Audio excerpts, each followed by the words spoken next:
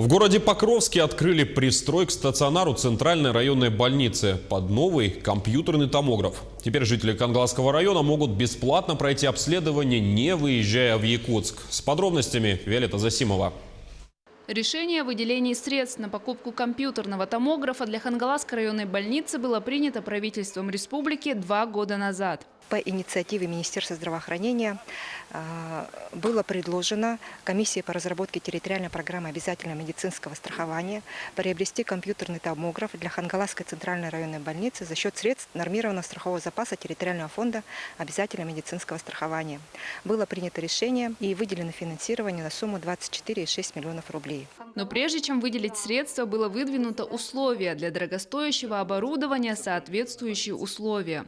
Начался поиск вариантов. В итоге было решено возводить пристрой к стационару. Затем возник вопрос финансирования строительства. Тут помощь оказали производственные предприятия района и предприниматели. Кто деньгами, кто материалами, кто-то рабочей силой.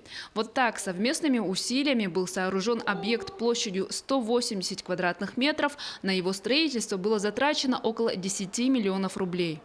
Я вот главным врачом работаю уже 9-й год, да? И я в первый раз вижу такую консолидацию усилий всех. Это действительно в год консолидации, это очень символично.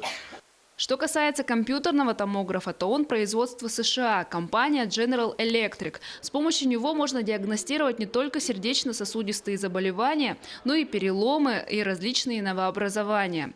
Для работы на новом сложном оборудовании был обучен узкий специалист. Аппарат будет работать абсолютно бесплатно, согласно программе госгарантий по стандартам. То есть, если у человека для всего населения, не только нашего улуса, но и тех, кто имеет страховой полис Российской Федерации, исследование будет бесплатно, если имеются показания.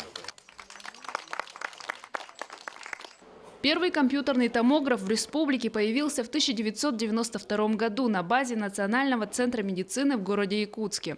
В районах компьютерные томографы начали появляться совсем недавно.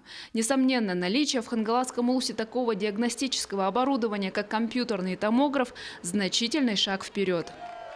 Виолетта Засимова, Федор Тарасов, Хангаласский улус.